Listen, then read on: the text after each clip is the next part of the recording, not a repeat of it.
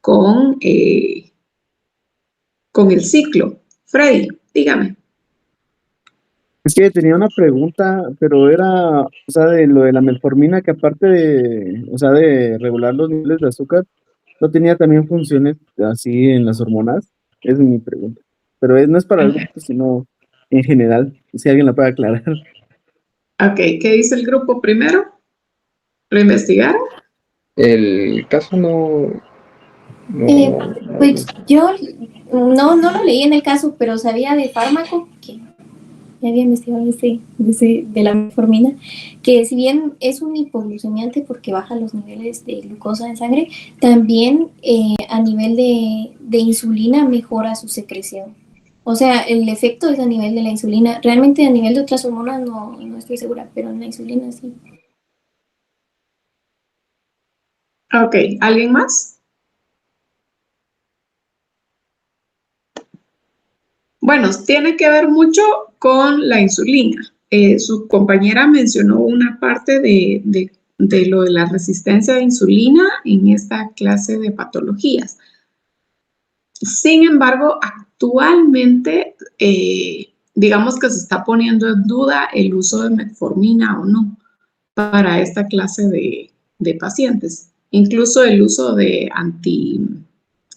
se me olvidó el nombre, para no quedar embarazada. ¿Anticonceptivos? Anticonceptivos, muchas gracias. Sí, incluso el uso de anticonceptivos para tratar el síndrome del ovario poliquístico se está poniendo en duda porque se cree que no es la mejor opción. Solo va a enmascarar, digamos que va a dar un alivio pasajero, pero no es una cura como tal, ¿verdad? De todas formas, la otra semana vemos algunas hormonas con ustedes y me gustaría que aprovechen como a resolver esta clase de dudas para todos, ¿verdad? Que puedan ir estudiando eso. Quiero tener un cuadro de resumen que es prácticamente igual al que presentó Belén, pero es que miren, digamos que cada mujer debe de saber en qué día del ciclo menstrual está. Si usted no lo sabe, no tenga pena, estamos a tiempo de aprenderlo. Mientras que Jordan, Freddy y Brian van a decir, ¿y yo qué tengo aquí? Bueno, es que ustedes son salubristas y van a ser jefes de algún laboratorio clínico, o bien ustedes o cualquiera de sus compañeras que está aquí van a dedicarse a la investigación o a la producción de pruebas. Entonces, tienen que tener claro de qué estamos hablando, ¿verdad? Digamos que durante un ciclo de 28 días, que es lo normal, que todos lo sabemos por anatomía, que lo vimos en la universidad o en el colegio, nosotros tenemos que saber que hay varios procesos ocurriendo al mismo tiempo. Tenemos el ciclo ovárico, el de la temperatura, que es el que más se obvia, el de las hormonas de hipófisis, el de las hormonas ováricas, el ciclo uterino y la menstruación como tal, ¿verdad? Entonces, nosotros, ¿cuándo es el primer día del ciclo? De acuerdo a lo que ustedes saben. A ver, Brian.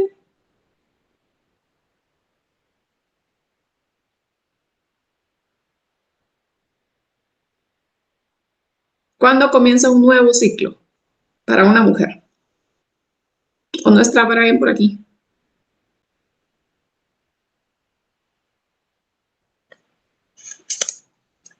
Ok, ya apunté que Brian no está. ¿Freddy? Sí, estoy aquí, Lick, pero estaba configurando el micrófono. Ok, a ver, Brian. El primer día del ciclo, ¿cuándo es? Cuando termina la menstruación. No. No. A ver, Belén. Es cuando empieza la menstruación. El primer día. Muy bien. Bueno, entonces, me dicen si se ve la flechita. Ok. Día 0, primer día que va a menstruar. Ese día le viene a la mujer. Bueno, ese primer día es el primer día del ciclo ovárico, donde va a formarse un folículo. Y durante los siguientes 14 días más o menos, el folículo se tiene que ir madurando. Cuando yo digo que se va a formar el folículo, es decir que un óvulo está en maduración. No es que se esté formando el óvulo, porque como bien lo mencionó el grupo anterior, la ovogénesis en las mujeres, escuchen bien esto porque esto es importante, es la principal diferencia de la maduración entre hombres y mujeres, refiriéndonos a las células sexuales, ¿verdad? La ovogénesis, las mujeres nacen con cierta cantidad de ovarios, les iba a decir, claro que nacen con cierta cantidad de ovarios, de óvulos.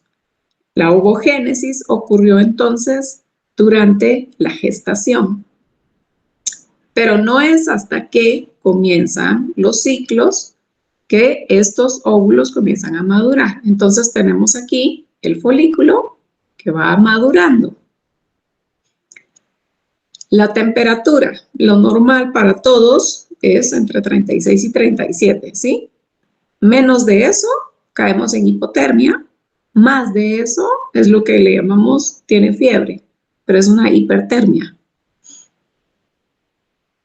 La primera fase, en la hipófisis, tenemos un pico, bueno, tenemos un estado basal de la hormona luteinizante, que es la azul, y tenemos una pequeña meseta de la folículo estimulante. En las hormonas ováricas, o sea, las que se producen en el ovario, en la primera parte del ciclo tenemos una elevación de estrógeno que va creciendo, una curva creciente de estrógeno. Y en la segunda parte tenemos una curva de progesterona que se mantiene y una curva menor, un pico menor de estrógeno. Y en la menstruación, pues ya sabemos, ¿verdad? Si este fuera el crecimiento del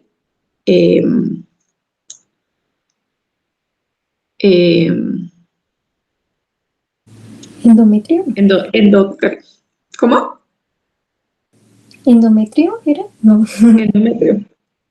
Recordemos que el útero tiene 3 capas, ¿verdad? Perimetrio, miometrio y endometrio. El endometrio es lo que se les cae, el crecimiento del endometrio. Entonces, esa es la sangre que sale, pues. Día 1 del ciclo menstrual, obviamente se está cayendo el endometrio. Por eso es que vemos que está bajando aquí.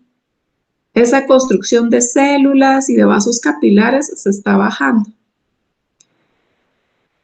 Día 1, casi no tenemos estrógeno porque lo que necesitamos es sacar el endometrio, lo mismo que progesterona.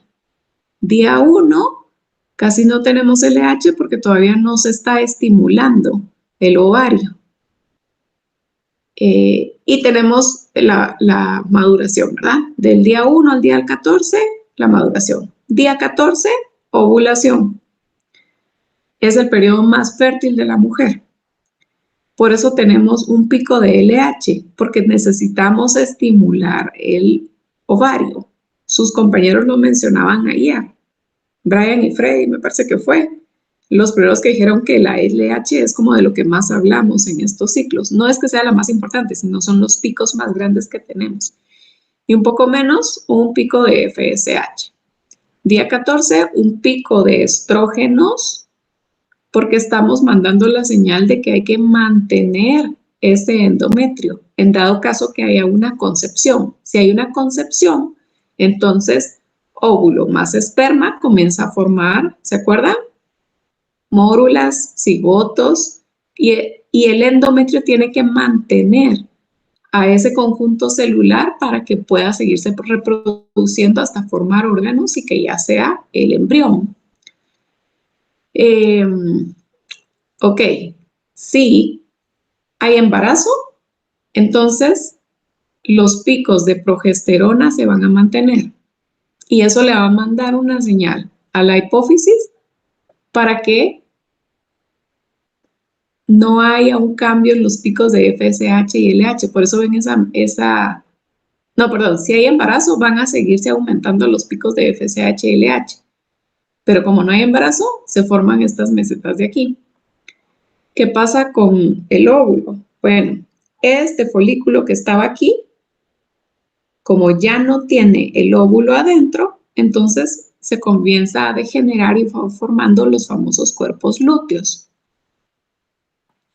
En el ovario poliquístico, como lo mencionaron sus compañeros ahorita, lo que pasa es que el ovario está lleno de folículos o de cuerpos lúteos y eso tampoco deja funcionar bien al sistema hipotálamo, hipófisis y gónadas. Pero digamos que no pasó, va a comenzar a decrecer la cantidad de progesterona, ya no va a poder mantener el endometrio y vuelve a ocurrir una nueva menstruación. A grandes rasgos es una explicación. Tienen mucho que aprender, pero si lo vemos de esta forma es sencillo. Tenemos una fase folicular al principio, cuando se está construyendo el endometrio, y una fase lútea, porque tenemos los cuerpos lúteos que van a mandar la señal de decir, necesitamos o no necesitamos que el endometrio se quede. Mientras que en hombres, ¿qué pasa en hombres? La espermatogénesis en hombres es totalmente diferente a las mujeres. No es que nazcan con el montón de espermatozoides, sino que pueden ir formando los espermatozoides después de la pubertad hasta donde aguanten, donde se pueda, ¿verdad? Por eso es que podemos ver hombres con casi que características de abuelos que pueden ser papás, mientras que es más difícil ver a mujeres mayores que puedan ser mamás. ¿Sí? Ok. Para la otra semana vamos a dar una repasada de algunas hormonas que ustedes estuvieron mencionando. ¿Por qué? Porque son, digamos que todas estas son patologías que se están viendo muy seguido en el laboratorio. Entonces son hormonas que les van a estar, atrás quedó solo pedir FSH y LH, sino que van a tener que ir estudiando más hormonas, ¿verdad? Entonces, lo vamos a hacer de forma individual. Natalie, apunte, a usted le va a tocar ver globulina fijadora de hormonas sexuales o SHBG y la GNHR. Paola, ACTH y cortisol. Belén, progesterona y 17-hidroxiprogesterona. Yulisa, el factor de crecimiento insulínico o IGF-1 y IGF-BP3. Mariana, testosteronas totales y libres y prolactina. Jordan, hormona del crecimiento y androstendiona. Freddy, DHEASO4 y aldosterona. Y Brian, antimuleriana y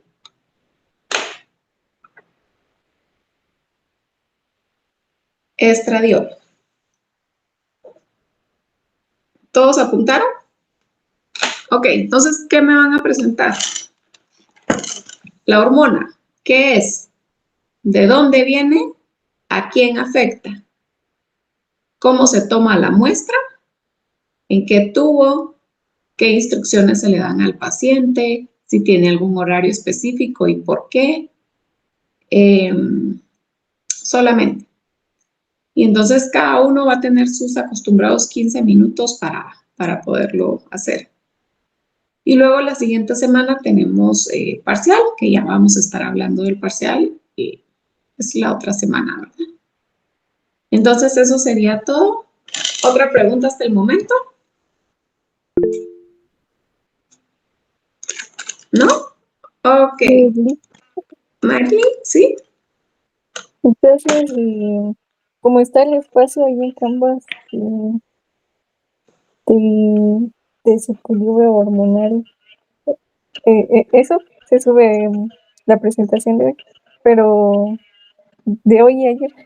¿Y lo otro va a habilitar otro espacio o es ahí No, mismo? como lo mencioné en la clase, añaden las diapositivas de estas hormonas que le tocaron a las presentaciones de esta semana y me suben uno solo.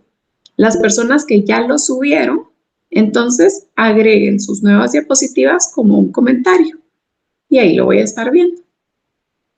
Brian. Licenciado, una pregunta. Para esto tenemos un tiempo para presentar también. Sí, 15 minutos. Minutos. Gracias. De 10 a 15, mínimo 10, máximo 15. ¿Alguien más? Entonces, únicamente tenemos que abarcar los puntos que nos dio usted, ¿verdad? Para cada hormona. Sí, digamos, ahora no va a ser caso clínico. Claro, ustedes en la presentación de su hormona pueden ir mencionando, ¿verdad? Se aumentó la prolactina, entonces, ¿qué características puede dar en un hombre? ¿Qué características puede dar en una mujer, verdad? Pero no es que me vayan a presentar un caso clínico como tal, sino que se van a enfocar en la hormona. ¿Alguien más? Ok, entonces creo que ahí quedamos. Feliz